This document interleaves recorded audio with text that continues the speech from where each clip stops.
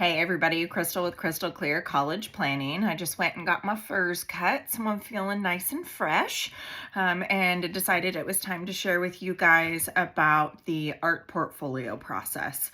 And we're actually going to talk more just about the difference as well between a Bachelor's of Fine Arts versus a Bachelor's of Arts, and these things that you need to know as it adds a whole other level to the application process. So I want to make sure that you understand some of the timings and expectations of the different kinds of programs. So the thing that I went to had Syracuse, Muhlenberg, and Columbia College in Chicago, and all of the people were sharing about, so these are people that work for these institutions, about how each of their schools differs on kind of the expectation within stuff that has more art or theater focus and what they want out of that portfolio and those sorts of things. One of the kind of clear distinctions is a Bachelor's of Fine Arts. Often you're going to see those at an art school or at a university like Syracuse that has a fine arts program and emphasis. Often you're going to be choosing like a specialty within art or some other creative, and you're gonna focus on that, and they don't often let you double major or add a minor because it is so time consuming within the scope of what they're having you do. And because those tend to be more geared towards the 100% kind of creative piece, that's why it's a Bachelor's of Fine Arts. So those are often for students that have had done dance for their entire life or have a huge passion in regards to one of those fields and talent in it, and they're applying with that portfolio. Often those kinds of schools as well, the monies that we're going to get is going to be portfolio specific, and so putting that together well in advance for the sake of admissions as well as for scholarship consideration is very vital. When you talk about the other side of it, like a Columbia College in Chicago, really they have a Bachelor's of Arts degree. They have some fine art kind of specialty options as well, but the bachelor program is intended for those students that have a talent, but maybe they haven't done it forever, right? Like they're not all honed in on it, but they have a passion, they're interested, and they just need to be able to explore it. So the bachelor's degree is a little bit more flexible around that, and sometimes does not require having a portfolio for the sake of admission, but could also be used for the sake of scholarship consideration. So you just have to double check that based on the kinds of schools that you're applying to.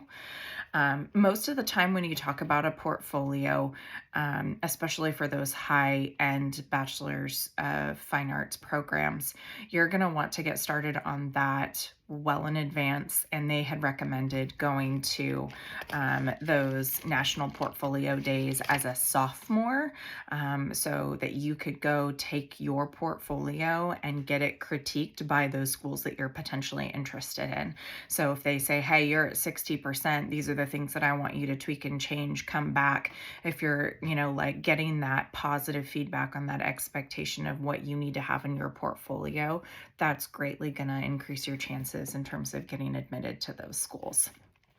And they made a very important thing that they said is, make sure that you feel good about the pieces that you're submitting. Most everything is done electronically for the sake of admissions. I know like Chapman has you submit your common application, and then a few days later your creative supplement opens up. And then so that means, right, deadline wise, you need to make sure that you've got your application in well before admissions deadlines, and then you need to be able to have enough time to get your creative supplement uploaded.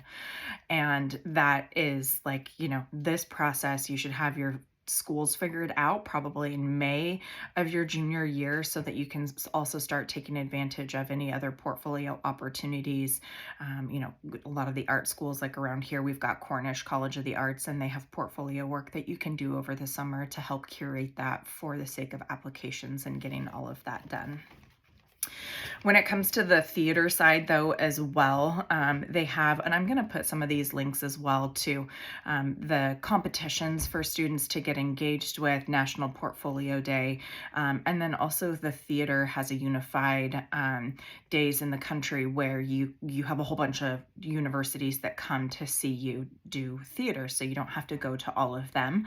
But there, it's the pre-screen, the audition, the portfolio, right? Those are all key components in starting, yet again, well before most of us would typically think, in order to get in front of people.